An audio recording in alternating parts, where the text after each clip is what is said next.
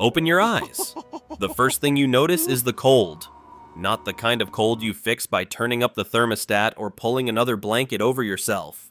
This cold bites straight through your animal skin clothing and into your bones. You sit up confused. Your bedroom is gone. Your phone is gone. Your entire world has disappeared. Instead, you're surrounded by a small group of ancient humans sitting around a fading campfire. Beyond the circle of light lies a dark wilderness filled with sounds you've never heard before. Congratulations! For the next 2 weeks, you are an ancient human. The question is, can you survive? Your first instinct is to look for breakfast, but breakfast doesn't exist. Nobody is pouring cereal into a bowl. Nobody is brewing coffee. Nobody is stopping at a drive-thru on the way to work. If you want to eat today, you have to find your food first, and there's no guarantee you'll succeed. The hunting party leaves shortly after sunrise, and you quickly realize something embarrassing. You don't know how to hunt.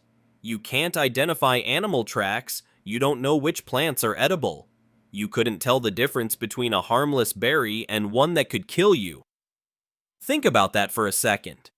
You probably know dozens of Wi-Fi passwords, but could you survive one day in the wild without a grocery store?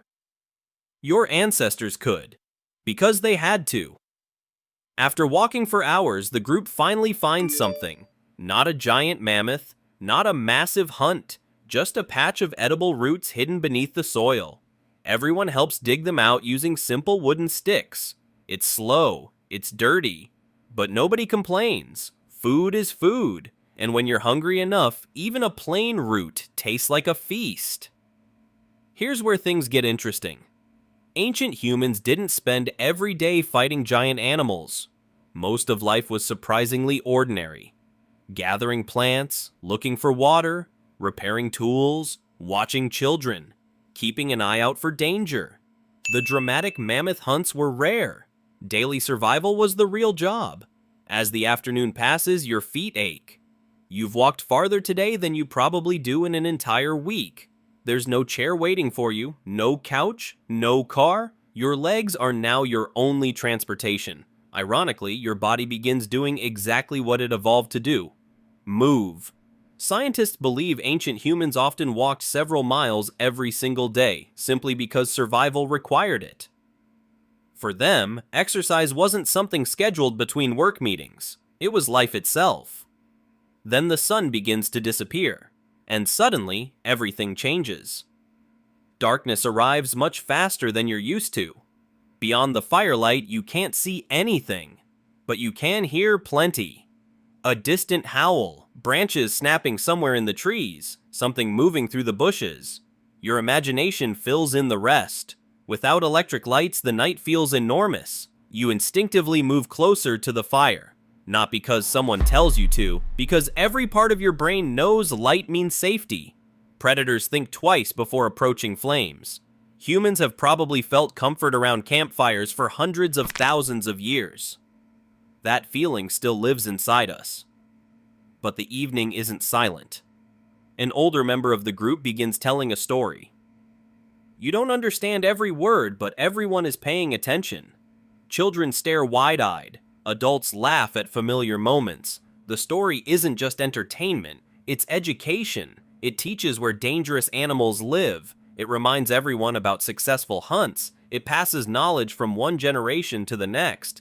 Long before schools existed, stories were classrooms. Long before books, memory was the library. Now imagine this happening every night. No television, no streaming services, no endless scrolling, just people sharing experiences beneath the stars. And somehow, nobody seems bored. The next morning, your hands are sore, your back hurts, your stomach is already growling again. You suddenly understand why ancient humans valued every successful hunt and every basket of gathered food. Nothing came easily. Every meal had to be earned. By the end of the first week, something unexpected happens. You've stopped thinking about emails. You've forgotten about social media. You haven't wondered what's trending online. Your brain has completely changed its priorities. Find water, stay with the group, watch for danger, help gather food, stay alive.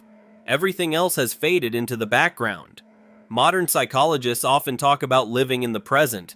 Ancient humans didn't have much choice.